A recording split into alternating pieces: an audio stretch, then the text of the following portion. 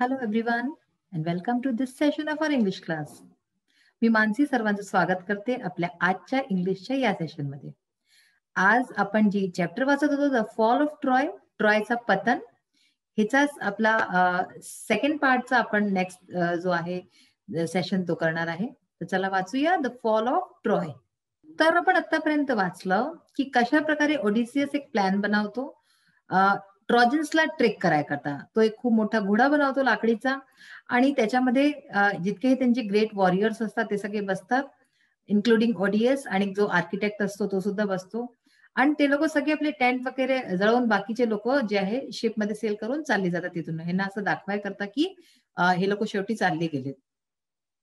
एक माणसाला हे लोक तिथे सोडतात आणि तो माणूस त्यांना खोटं कहाणी सांगतो की कशा प्रकारे हा घोडा जो आहे त्यांनी एक ऑफरिंग, ऍज अन ऑफरिंग, म्हणजे की समुद्राच्या देवताला एक प्रसाद म्हणून असं समजू शकता, हा ठेवलेला आहे आणि ते लोक माझी बळी चढवणार होते. अशा प्रकारे तो त्यांना खोटी कहाणी सांगतो की मी त्यांच्याशी पळून कशा तरी मी वाचलो आहे.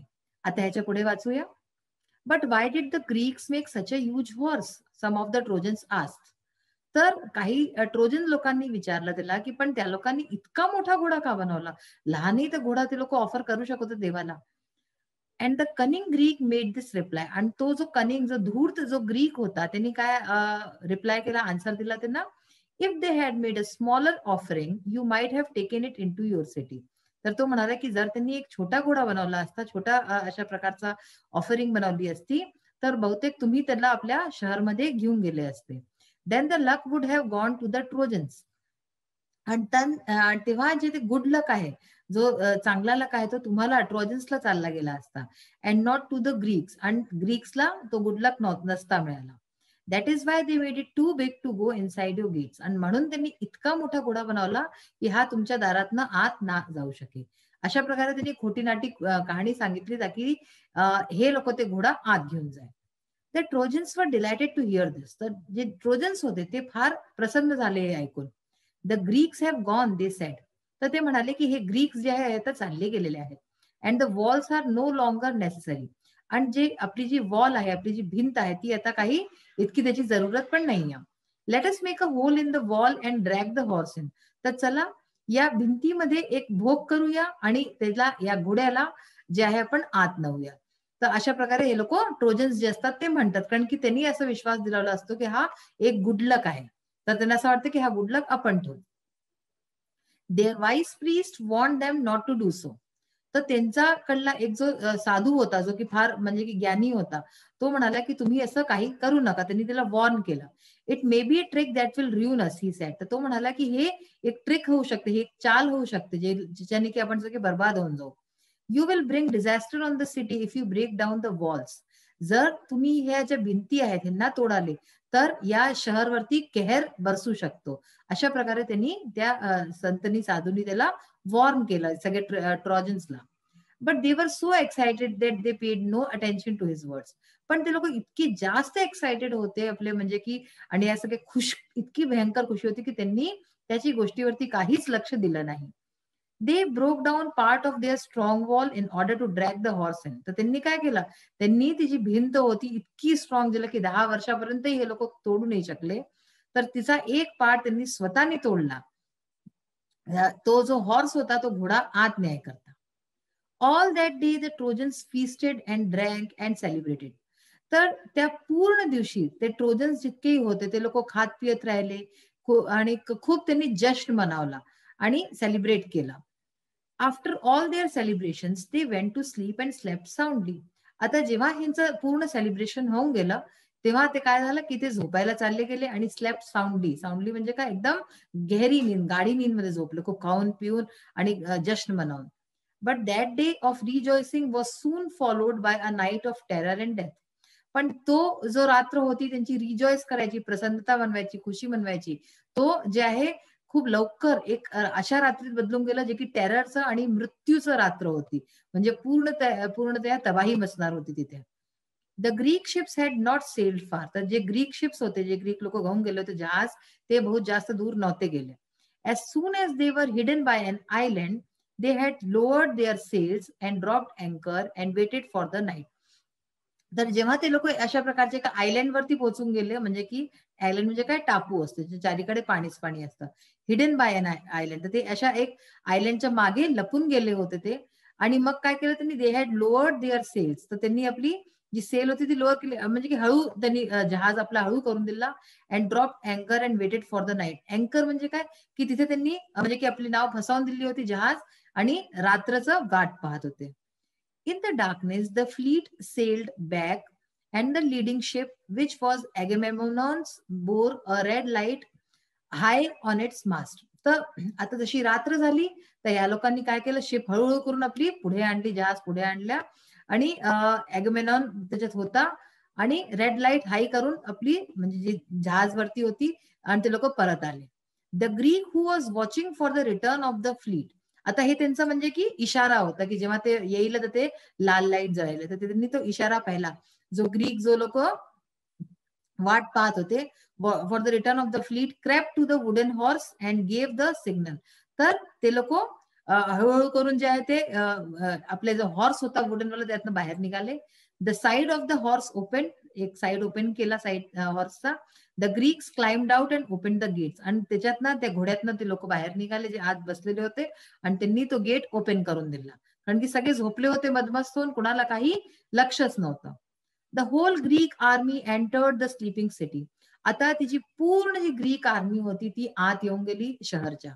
Immediately the Greeks set fire to houses. आणि लवकरच काय झालं, की जे ग्रीक्स होते त्यांनी घरांमध्ये आग लावून टाकली, सगळ्या घरांमध्ये. अँड टावर्स अँड पॅलेसेस, जितकीही जागा होते, टावर होते, पॅलेसेस महल होते, सगळीकडे आग लावली. And began to burn and kill. आणि अशा प्रकारे चारीकडे जळवायचं आणि लोकांना मारायचं सुरू करून दिलं शहरमध्ये घुसून. Troy was filled with the sight of leaping flames and the sound of shouting and the noise of weapons and the cries of weeping women. तर अशा प्रकारे थोड्या वेळा आधी हे इतके भयंकर जश्न चालले होते, ते आता काय झालं, की ते पूर्ण ट्रॉय शहर जो होता तो पूर्ण भरून गेला. साईट ऑफ लिपिंग फ्लेम्स म्हणजे मोठ्या मोठ्या आगच्या ज्या ह्या लपटा निघत होत्या तिथून चारीकडनं. आणि जोराजोराने लोकांच्या ओरडायच्या आवाज, sound of shouting and the noise of weapons, म्हणजे जे जितकेही वेपन्स होते लोक त्यांचे, ग्रीक लोकांचे वेपन्स म्हणजे काय, जे हथियार युज केले जातात त्या हथियारांच्या आवाजांनी, आणि रडणाऱ्या बायकांच्या आवाजांनी, असं सगळं पूर्ण भरून गेले ते शहरात आवाज. The sleeping Trojans sprang out of their beds. जे झोपलेले ट्रोजन्स होते एकदमसे आपल्या बेडवरनं उठले. But they were taken by surprise. पण त्यांना एकदम भयंकर धक्का लागला, आश्चर्य झालं. देअर एनिमीज वर राईट इनसाइड देअर वॉल्स. कारण की त्यांचे एनिमीज जे आहेत, जे त्यांचे शत्रू होते, ते वॉलच्या आत येऊन चुकले होते त्यांच्याच मूर्खतेमुळे, कारण की त्यांनी ती वॉल तोडून दिली होती. And many of the Trojans were killed before they could put on their armour and seize their weapons. आणि कितीतरी ट्रोजन्स जे आहे ह्याच्या आधी की त्यांना काही जाग पडे, काही समजे, आणि काही ते आपलं आर्मर वगैरे घाले, वस्त्र वगैरे घालून तयार होई आपले वेपन्स घेऊन, त्याच्या आधीच त्यांना मारून टाकलं गेलं. A bright light lit up the night sky as palaces and houses, temples and towers went up in flame. आकाशामध्ये जसं की ब्राईट लाईट जळून गेली, कारण की चारीकडनं जितके महल होते, घर होते, मंदिर होते, टावर होते, चारीकडे आगच्या लपटा, जसं की एक मोठी आग जळत होती, जसं फ्लेम जळत असेल देवा करता. The Trojans fought as well as they could, but it was all in vain. Trojan जितकं म्हणजे की फाईट करू शकत होते, लढू शकत होते, लढले, पण सगळं व्यर्थ गेलं. Old king Priam was killed with all his brave sons. जो म्हातारा जो किंग होता प्रियम, तो मारला गेला आपल्या सगळ्या मुलांबरोबर. Hector's wife and his old mother and sister were carried off as slaves by the conqueror. आता हेक्टरची जी वाईफ होती, जी बायको, तिची म्हातारी आई, आणि जितक्या तिच्या बहिणी वगैरे होत्या, सगळ्यांना या लोकांनी, जे कॉन्करर्स म्हणजे जे जिंकले, त्यांनी स्लेव्स बनवून घेतलं, त्यांना बंधक बनवून आपल्या बरोबर घेऊन गेले. Their fate was in contrast to Helen's when King Menelaus rushed through the city looking for her and found her in her palace. तर या बायकांचे जे फेट होते, जी किस्मत होती, ती हेलेनच्या अपोजिट होती, कारण की हेलेन तर पळून गेली होती, पण ह्यांना जे आहे स्लेव्ह बनवून घेऊन गेले होते. तर हेलेन जेव्हा मेनेलस जे आहे त्यांच्या सिटीमध्ये घुसला आणि तिच्याकडे शोधू लागला, found her in her palace. तर त्याने तिला कुठे पाहिलं, आपल्या पॅलेसमध्ये पाहिलं. आता याचा पुढचा हिस्सा आपण आपल्या नेक्स्ट सेशन मध्ये वाचूया. आता आपण इंग्लिश वर्कशॉप पाहू. सो आपला इंग्लिश वर्कशॉप तर संपलेला आहे. We will start a language study. Language स्टडीचा एक पार्ट बाकी आहे, तो पण बघूया. Write 3 phrases on your own. आपल्याला स्वतःहून आपले फ्रेजेस बनवायचे, म्हणजे की वाक्यांश बनवायचे आहेत, जे की कोणत्या सेंटेन्समध्ये यूज होऊ शकेल. तर बघा, delicate leaves of the tree, म्हणजे झाडाचे जे डेलिकेट, खूप नाजूक जे पत्ते असतात. The deep waters of the ocean, समुद्राचं, है ना, समुद्राचं डीप वॉटर म्हणजे गहरं पाणी. The only daughter of the king, आणि राजाची एकमात्र मुलगी. तर अशा प्रकारे आपण काही पण आपल्या मनाने फ्रेजेस बनवू शकतो. Write 3 sentences using your own ideas. आता आपल्याला 3 सेंटेन्सेस, कोणतेही 3 सेंटेन्सेस आपल्या मनाने बनवायचे आहेत.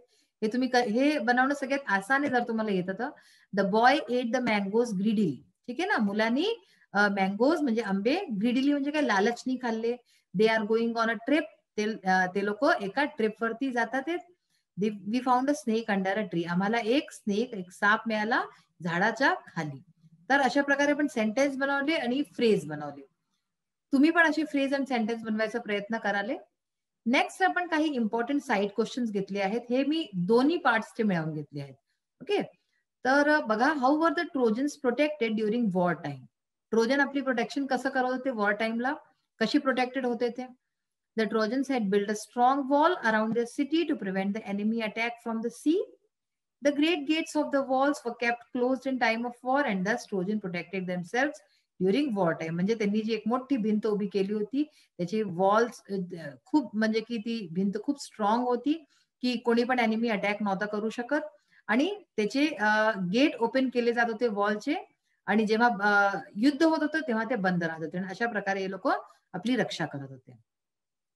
What was the cause of the 10-year old war between the Greeks and trojans. हा एक इम्पॉर्टंट क्वेश्चन आहे, की ग्रीक आणि ट्रोजन मध्ये वॉर का झाला, युद्ध झाला का, त्याचं कारण काय होतं. So Paris, a prince of Troy, had persuaded Helen, wife of a Greek king Menelaus, to elope with him. तर पॅरिसनी हेलेनला भेलावलं, फुसलावलं, त्याच्याबरोबर पळून जाय करता, जी की ग्रीक किंग मेनेलसची बायको होती. Paris brought her to Troy. Paris तिला ट्रॉय घेऊन आला. Greeks wanted to take revenge.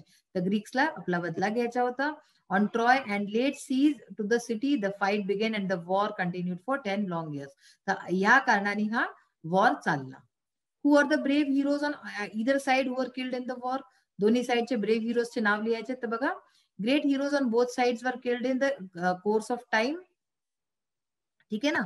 Hector was killed by Achilles. Achilles himself was killed later on by a poisoned arrow that entered his heel. The prince of Troy, Paris, was also killed by a poisoned arrow. अशा प्रकारचे हे लोक मारले गेले. What was the reason for Troy to rejoice and celebrate?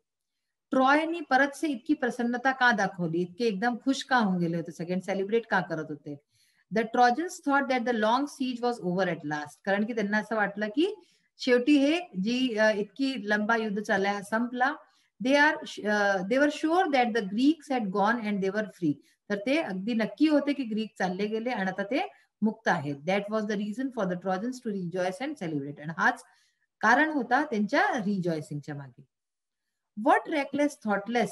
Reckless किंवा thoughtless दोन्ही शब्दांमध्ये कोणताही यूज होऊ शकतो. म्हणजे अविचारणीय, असं बिना विचाराचा शब्द है ना. Step did the Trojans take. तर अशा बिना विचाराचा कोणता स्टेप ट्रोजन्सनी घेतला. काय घेतला होता त्यांनी, तो घोडा आत आणला आणि भिंत तोडून घोडा आत आणला. हे एक चुकीचा यांचा निर्णय होता.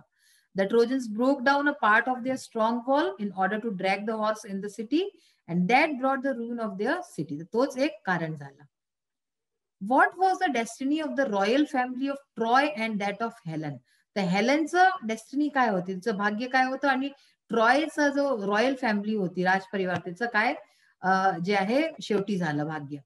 Old king Priam was killed with all his brave sons. आपण आत्ताच हे वाचलं होतं चॅप्टर मध्ये. Hector's wife, his mother and sister were carried off to Greece as slaves by the Greek. King Menelaus forgive Helen. हेलनला तर त्यांनी forgive करून दिलं, जो राजा होता त्यांनी क्षमा करून दिलं. And she went back with him to Greece. आणि ती त्याच्याबरोबर ग्रीसला परत गेली. Nothing was left of the proud rich city of Troy. आणि ट्रॉय जी इतकी समृद्ध शहर होतं, तिथे काहीच नाही राहून गेलं. तर आज आपण ऑलमोस्ट जो चॅप्टर होता त्याच्या एंड पर्यंत येऊन गेलो आहोत. नेक्स्ट सेशन मध्ये आपण पाहू की थोडासा हिस्सा जो बाकी आपल्या चॅप्टरचा तो पाहू आणि याच्याच बरोबर लँग्वेज स्टडीचा एक पार्ट बघूया. आजचा सेशन इथेच फिनिश होतो. नेक्स्ट सेशन मध्ये परत भेटूया. Till then bye. Have a nice day. Thank you.